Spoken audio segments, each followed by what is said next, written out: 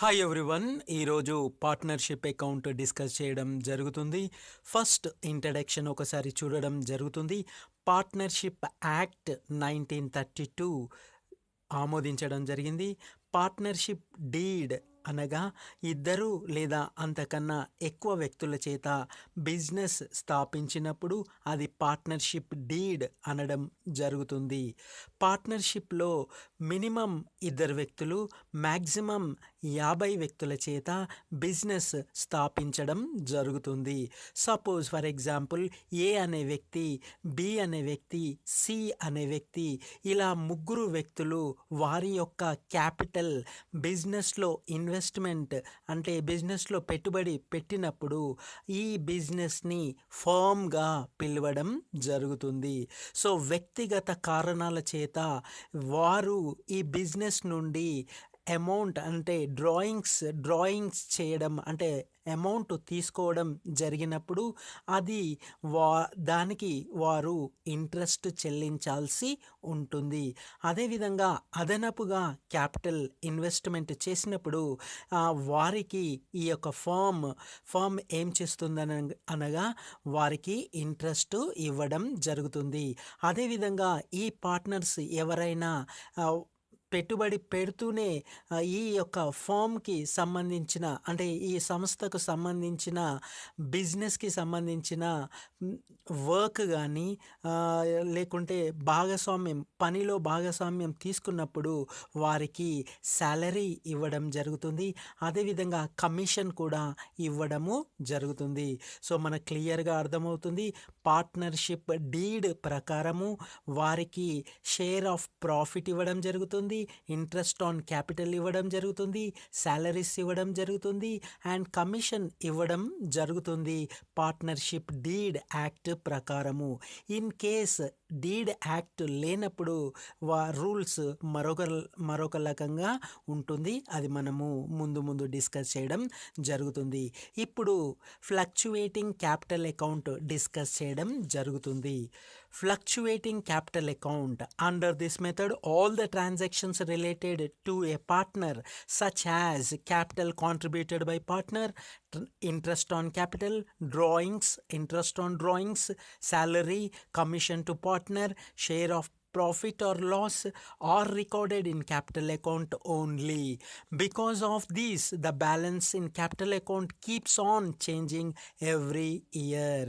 So ఈ fluctuating capital అకౌంట్లో క్యాపిటలే కాకుండా interest on capital, interest on drawings, salary, commission ఇలాంటివన్నీ కూడా చూపించడం జరుగుతుంది. Because of this, the balance in capital account keeps on changing every year. Hence it is called fluctuating capital account method. Under this method, no need to maintain current account for each partner because all the transactions passing through current account are either bypassed through capital account. So fluctuating capital account లో క్యాపిటల్తో పాటు మిగతా interest on capital, drawings కూడా చూపించడం జరుగుతుంది. సపరేట్గా capital account కాకుండా capital అకౌంట్లోనే ఇవన్నీ కూడా చూపించడం జరుగుతుంది. So in case of absence of partnership deed అని ఇందాక చెప్పింది, దానికోసం ఒకసారి డిస్కస్ చేద్దాము. Rules applicable in the absence of partnership act deed 1932. Profit sharing ratio equal. ఒకవేళ ఇన్ కేస్ పార్ట్నర్షిప్ డీడ్ లేనప్పుడు ప్రాఫిట్ ఆఫ్ షేరింగ్ రేషియో ఈక్వల్గా అందరికీ సమానంగా పార్ట్నర్స్కి ప్రాఫిట్ ఇవ్వడం జరుగుతుంది. ఇంట్రెస్ట్ ఆన్ లోన్, ఏదైనా ఇంట్రెస్ట్ ఆన్ లోన్ తీసుకున్నప్పుడు 6% ఇవ్వడం జరుగుతుంది. శాలరీ టు పార్ట్నర్స్ ఇవ్వడం జరగదు. ఇంట్రెస్ట్ ఆన్ డ్రాయింగ్స్ ఉండదు. ఇంట్రెస్ట్ ఆన్ క్యాపిటల్ కూడా ఉండదు. సో పార్ట్నర్షిప్ డీడ్ యాబ్సెన్స్ ఉన్నప్పుడు ఈ విధంగా వర్తించడం జరుగుతుంది. నెక్స్ట్ ఇప్పుడు ప్రోఫార్మా చూడడం జరుగుతుంది. Partners capital account. సో ఒకసారి మీరు చూడండి. పార్ట్నర్స్ క్యాపిటల్ అకౌంట్ 2 కాలమ్స్ ఉంటాయి. Left hand side debit, right hand side credit. So ఇక్కడ ఫస్ట్ మనము క్రెడిట్ వైపు బై ఓపెనింగ్ బ్యాలెన్స్ చూపించడం జరుగుతుంది. ప్రాబ్లంలో ఇవ్వడం కూడా జరుగుతుంది. By balance brought down are opening balance amount ఇవ్వడం జరుగుతుంది. నెక్స్ట్ ఇంట్రెస్ట్ ఆన్ క్యాపిటల్ మనం చూపించడం జరుగుతుంది. ఇందాక నేను చెప్పాను కదా, సో ఏదైతే క్యాపిటల్ ఇన్వెస్ట్మెంట్ చేస్తారో దానికి ఇంట్రెస్ట్ ఇవ్వడం జరుగుతుంది. Next cash, additional capital investment చేస్తే అడిషనల్ క్యాపిటల్ కూడా చూపించడం జరుగుతుంది. సాలరీ ఆర్ కమిషన్, ఏదైతే అంటే వాళ్ళు ఆ సంస్థలో పని చేసినప్పుడు వారికి సాలరీ ఇవ్వడం జరుగుతుంది. కమిషన్ అంటే సేల్స్ కానీ మరి ఇతర ఏదైనా పని ద్వారా చేయడం అటువంటి వాటికి వాళ్ళకి కమిషన్ ఇవ్వడం జరుగుతుంది. నెక్స్ట్ క్రెడిట్ వైపు ఈ విధంగా మనము చూపించడం జరుగుతుంది. నెక్స్ట్ డెబిట్ వైపు ఎక్సెస్ క్యాపిటల్ విత్డ్రాన్ చేసినప్పుడు మనము డెబిట్ వైపు చూపిస్తాము, డ్రాయింగ్స్ చూపిస్తాము, ఇంట్రెస్ట్ ఆన్ డ్రాయింగ్స్ చూపిస్తాము. Next 2 profit and loss appropriation account for share in loss. So loss వచ్చినప్పుడు ఈక్వల్గా షేర్ చేయడం జరుగుతుంది పార్ట్నర్స్కి, ఏబి పార్ట్నర్స్కి.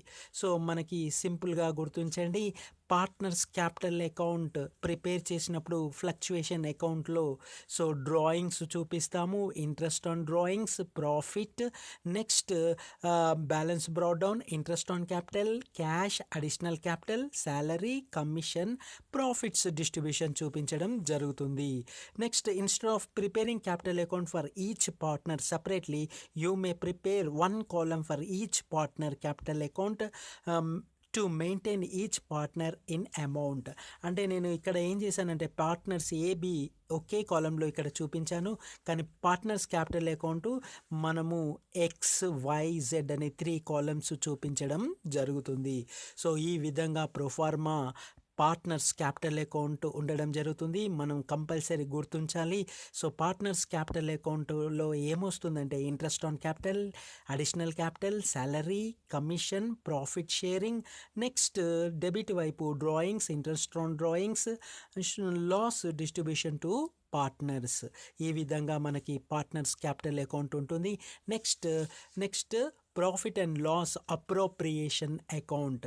ఈ profit and loss appropriation account మనము ఆల్రెడీ మనము ఫైనల్ అకౌంట్ సింగిల్ ఫామ్లో మనం నేర్చుకున్నాము. ఫైనల్ అకౌంట్ అందులో మనము profit and loss account prepare చేస్తాము. నెట్ ప్రాఫిట్ డెబిట్ వైపు వస్తే వచ్చినటువంటి అమౌంట్ ఈ ప్రాఫిట్ అండ్ లాస్ అప్రోప్రియేషన్ అకౌంట్కి బదిలించడం జరుగుతుంది.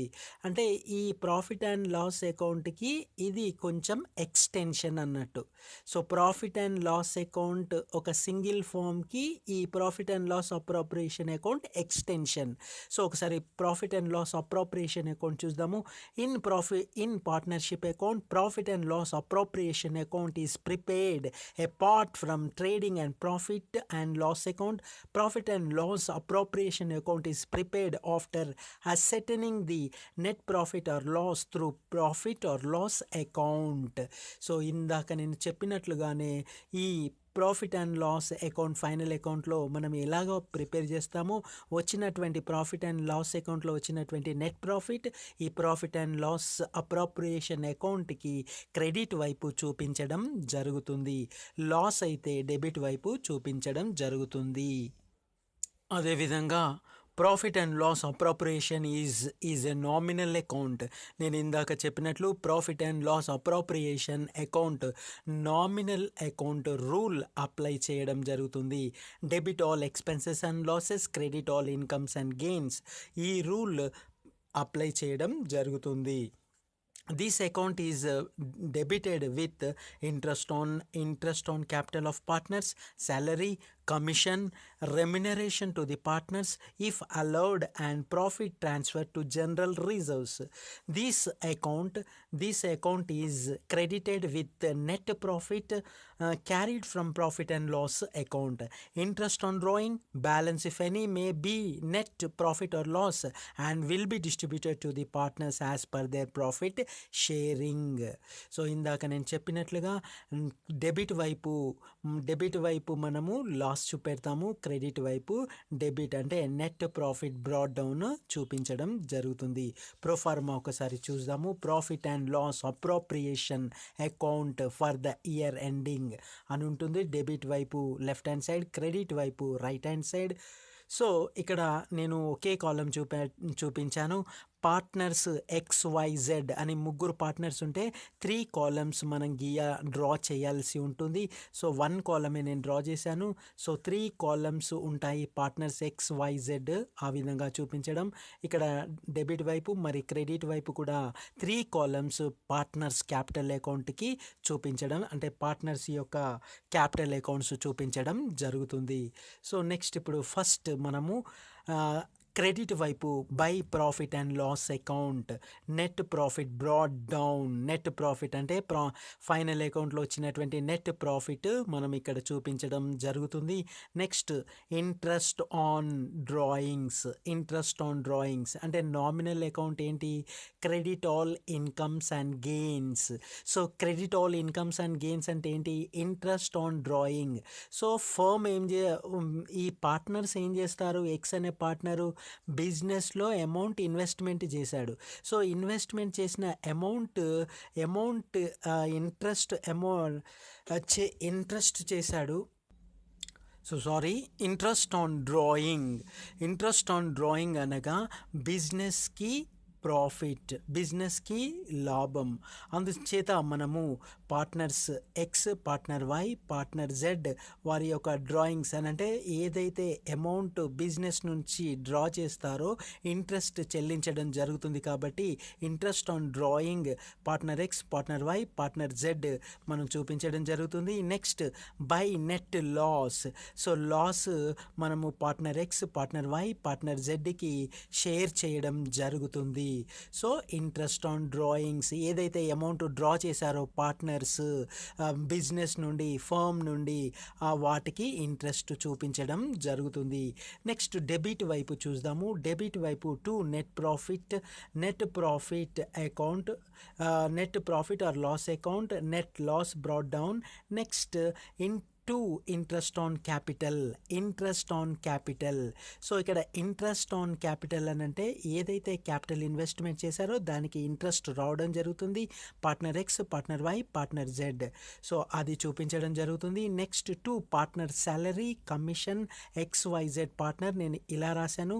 హారిజెంటల్గా 3 కాలమ్స్లో కూడా చూపించడం జరుగుతుంది. సో పార్ట్నర్స్ యొక్క శాలరీ, కమిషన్ చూపించడం జరుగుతుంది. రిజర్వ్స్.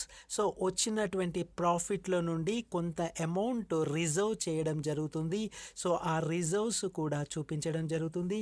నెక్స్ట్ రిజర్వ్ చేసిన తర్వాత మిగిలిన ఫర్ ఎగ్జాంపుల్ 50,000 ప్రాఫిట్ వచ్చింది అనుకున్నాం.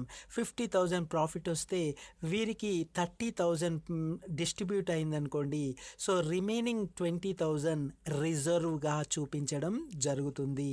సో రిజర్వ్ చూపిస్తాము. Next net profit distribution to the partners చూపించడం జరుగుతుంది.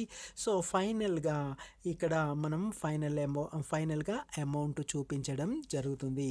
సో సింపుల్గా ప్రాఫిట్ అండ్ లాస్ అప్రోప్రియేషన్ అకౌంట్లో క్రెడిట్ వైపు నెట్ ప్రాఫిట్ వస్తుంది, ఇంట్రెస్ట్ ఆన్ డ్రాయింగ్స్ వస్తుంది, నెట్ లాస్ రావడం జరుగుతుంది. సో బ్లైండ్గా గుర్తుంచండి. Net profit, interest on capital, partners XYZ, net loss. Next debit వైపు to profit and loss account. Next interest on capital, partners salary, commission, reserves. Next net profit distribution to the partners. So 1, 2, 3, 4, 5 మనకి రావడం జరుగుతుంది. So టోటల్గా ఈ 5 profit and loss appropriation అకౌంట్లో చూపించడం జరుగుతుంది. So ఈ విధంగా చూపించడం జరుగుతుంది. గుర్తుంచండి. Thank you. జై హింద్.